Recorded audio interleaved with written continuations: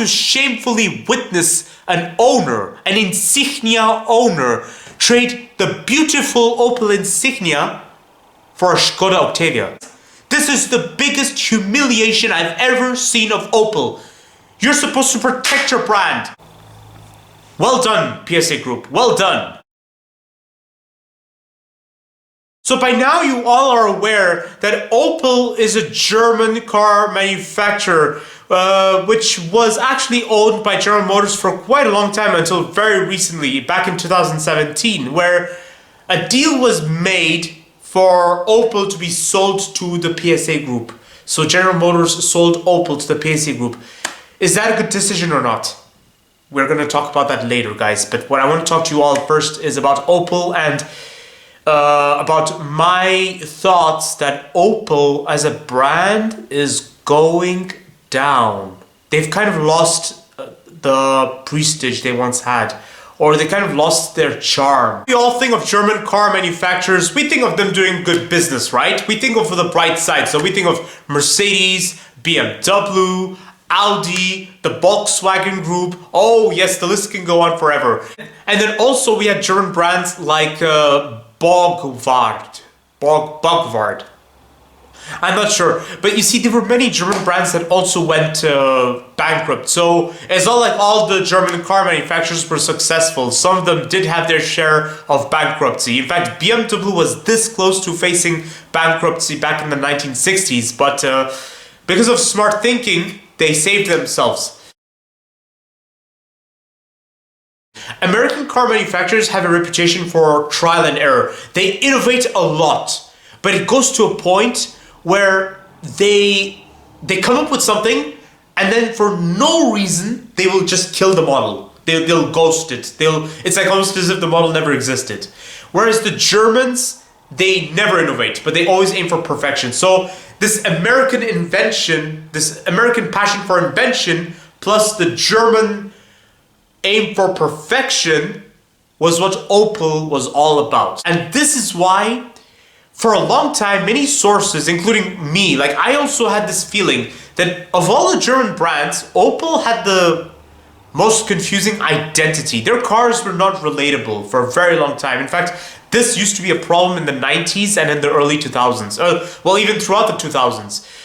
But then ironically, that was also the era when Opel was like so popular. They used to dominate the Belgian roads. Literally, I remember as a kid, Opels were everywhere. All sizes, all sorts of cars. The Corsa, the Astra, the Vectra, and then there was also the vans, the Vivaro, the Movano, but it was obvious to everyone that those were rebadged Renault vans. Right, guys, now back to topic, Opel. So I was going to explain in a moment why I felt like Opel as a brand is going down.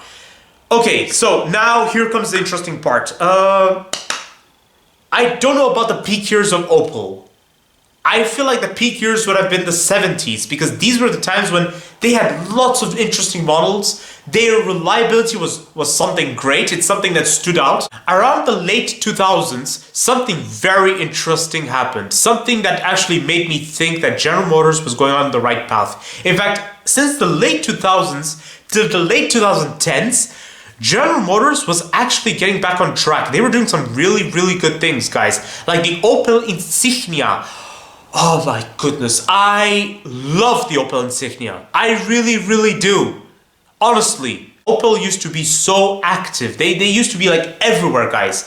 In fact, the most popular model I can think of was the Opel Corsa and the Opel Zafira. The sharp-edged version, guys, not the Zafira Life. No.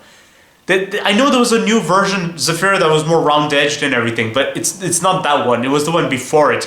The sharp-edged Zafira.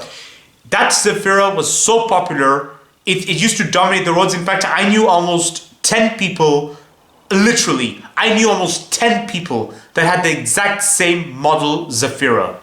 I'm not joking, guys. They were this popular, they were everywhere. Even on the British Isles, they were rebadged as Vauxhall Zafira. But it was this good, guys. They were, like, Opel used to have so many things going on. I keep saying this. And now I'm going to tell you all, at this point, I'm going to tell you all why I think Opel has gone down. So here it goes. popularity.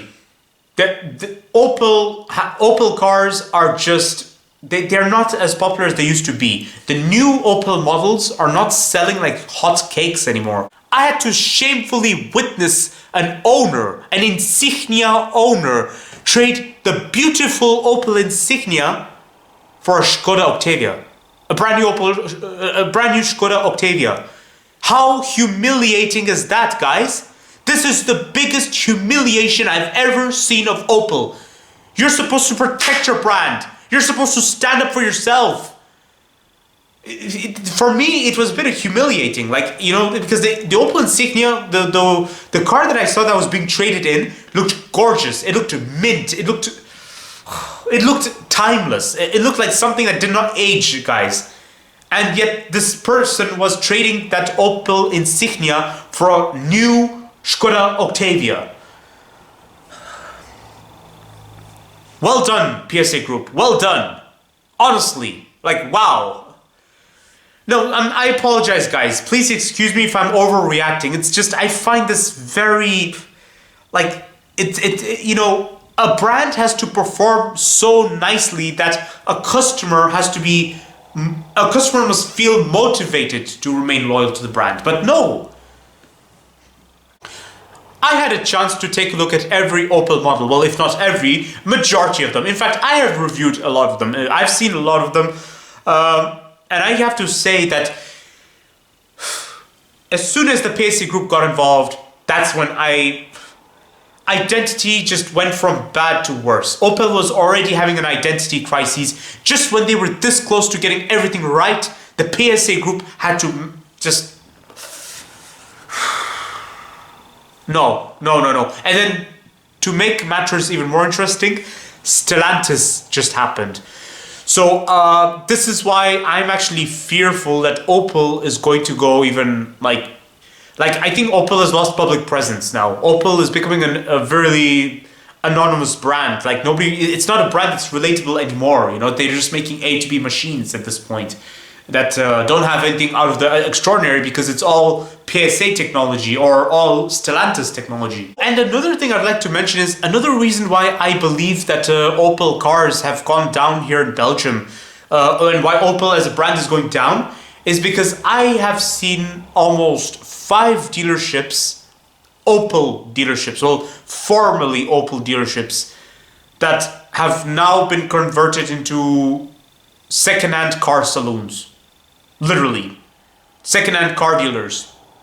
Used to be proud Opel garages that used to have proud Opel symbols. It used to be so good, like every other dealership.